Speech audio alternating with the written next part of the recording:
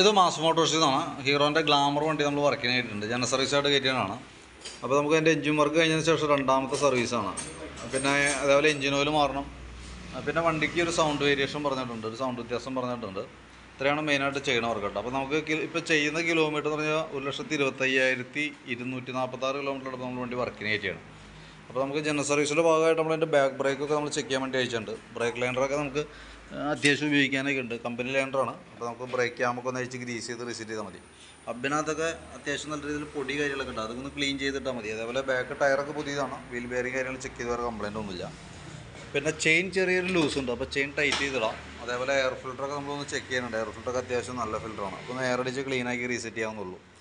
പിന്നെ engine oil മാറുന്നുണ്ട്. നമുക്കതിൻ്റെ എഞ്ചിൻ്റെ ഭാഗത്തേ നമുക്കതിൻ്റെ ഉള്ളിലുള്ളൊരു ചെയിൻ വരുന്നുണ്ട്. ആ ചെയിൻ്റെ കംപ്ലയിൻ്റാണ് ആ സൗണ്ട് വന്നതിൻ്റെ റീസൺ കേട്ടോ. അപ്പോൾ അത് ഞാനൊന്ന് അഴിച്ച് ചേഞ്ച് ചെയ്തിടാം. നമുക്ക് ഇതിക്ക് മുമ്പ് ഒരു പ്രാവശ്യം കംപ്ലയിൻറ്റ് വന്നിട്ട് ഇതേപോലെ മാറ്റിയതാണ്. വീണ്ടും റിപ്പീറ്റ് സെയിം പ്രോബ്ലം കാണിച്ചിട്ടുണ്ട്. ചെയിൻ്റെ കംപ്ലയിൻ്റാണ്, അഴിച്ച് മാറ്റിയിടാം. നമുക്ക് പാർട്സിൻ്റെ എമൗണ്ട് വരും, സർവീസ് ചാർജ് ഉണ്ടാവില്ല. ജനറൽ സർവീസിൻ്റെ എമൗണ്ടിൽ തന്നെ നമുക്ക് ഉൾപ്പെടുത്തി അത് ചെയ്യാം. പിന്നെ നമുക്ക് അതിൻ്റെ ഈ സൈഡിലേക്ക് വരുമ്പോഴത്തേക്കും ബാറ്ററിയൊക്കെ നമുക്ക് ഇതിൽ ഇരിക്കുന്ന ബാറ്ററി പുതിയ ബാറ്ററി 2025 ബാറ്ററിയാണ്.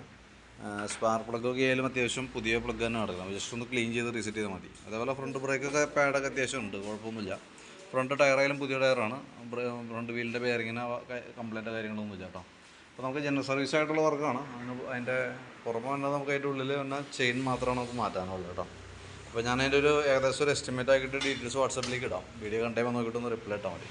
പിന്നെ ഈ ബാക്കിൽ വന്ന ഈ ടെയിൽ പാനൽ ഫുള്ള് പൊട്ടി കിടക്കട്ടോ. ഈ സൈഡൊക്കെ പോയേക്കണം. അതൊന്നും ഒരു ഇതിന് പിടിപ്പിക്കാൻ പറ്റാത്തൊരു കണ്ടീഷനാണ്.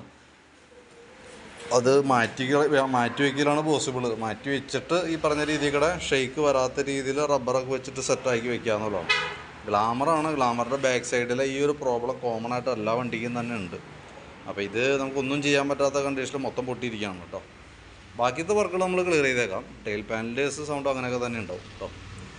അപ്പോൾ ഞാൻ അതിൻ്റെ ഒരു എസ്റ്റിമേറ്റ് ഡീറ്റെയിൽസൊക്കെ ഓൾറെഡി വാട്സപ്പിലേക്ക് ഇട്ടേക്കാം. നമുക്ക് വർക്ക് ഏകദേശം നമുക്കൊരു 6:30-7 മണിയൊക്കെ ആവും കേട്ടോ. വർക്ക് കംപ്ലീറ്റ് ആകുമ്പോഴത്തേക്കും ഞാൻ കോൺടാക്ട് ചെയ്തോളാം. ഓക്കെ.